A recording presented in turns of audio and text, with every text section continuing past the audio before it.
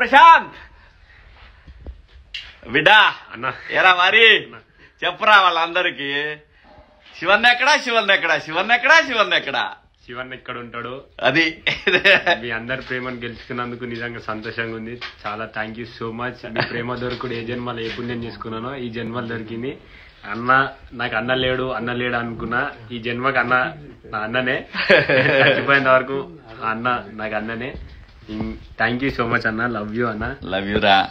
నేను లోపల ఒక రకంగా బయటకు వచ్చినాక ఇంకో రకంగా అట్లా ఉండదు నా క్యారెక్టర్ పాటి మీ అందరికీ తెలిసిపోయింది.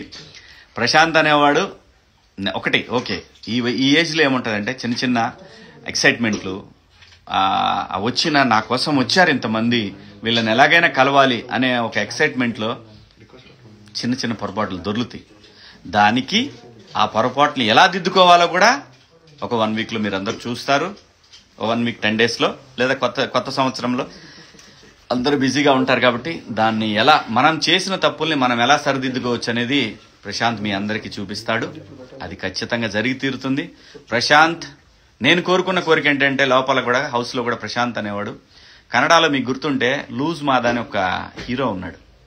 ఇట్లా సేమ్ ఇలాగే ఉంటాడు. కానీ ప్రశాంత్ దగ్గర ఒక యాంగిల్లో ఒక తెలియని ఒక హీరో ఉన్నాడు. ఇది మాత్రం నిజం నేను చెప్తున్నా. ఇది అప్పుడు చెప్పాను, హౌస్లోనూ చెప్పాను, ఇప్పుడు చెప్తున్నాను. అది బయటికి రావాలనేది నా కోరిక. అంతేగాని ఈ చిన్న చిన్న గొడవల్లో నేను పోయి ప్రశాంత్ని మనమే ఎవరమండి తీసుకురావడానికి. చట్టం బయటికి తీసుకొస్తుంది.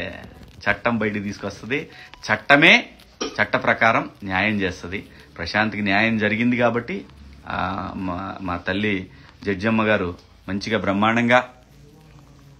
బ్రహ్మాండంగా తనకి బెయిల్ ఇచ్చి తన్ని జాగ్రత్తగా ఆల్ ది బెస్ట్ నాన్న అని చెప్పారు మేడం గారు. అమ్మ మీకు నమస్కారం అమ్మ.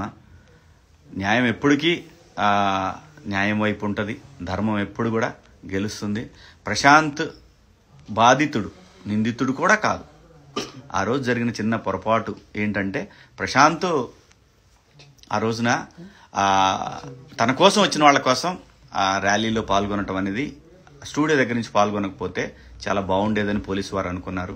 సో చిన్న కమ్యూనికేషన్ గ్యాప్.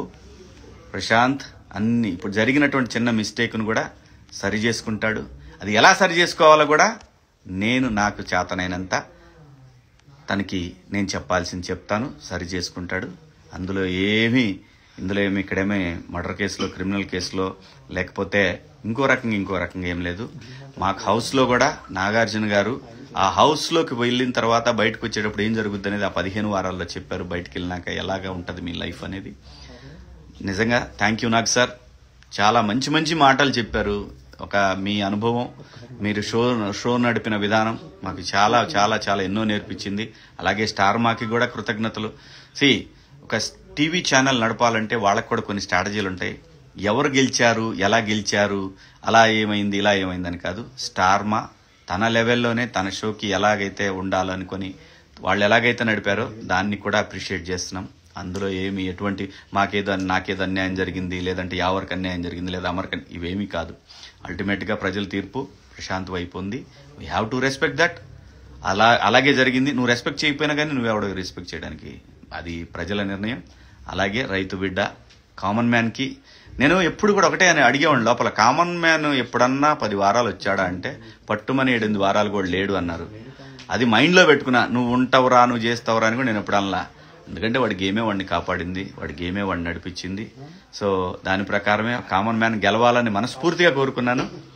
ఆ విధంగానే వాడు గెలిచాడు. మీ అందరి హృదయాలు గెలుచుకున్నాడు.